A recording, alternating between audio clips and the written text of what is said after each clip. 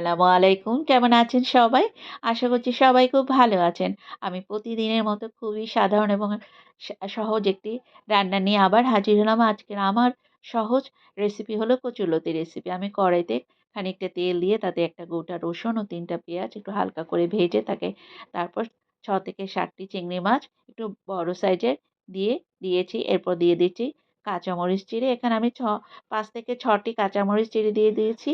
আপনারা যে যেমন ঝাল খাবেন ঠিক ততটাই দিয়ে নেবেন। এবার দিয়ে দিলাম 1/2 চা চামচ হলুদের গুঁড়া।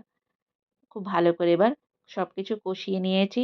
এবার দিয়ে দিলাম কচুরলতি। আমি এখানে ০.৫ কেজি কচুরলতি কেটে ধুয়ে দিয়ে দিলাম।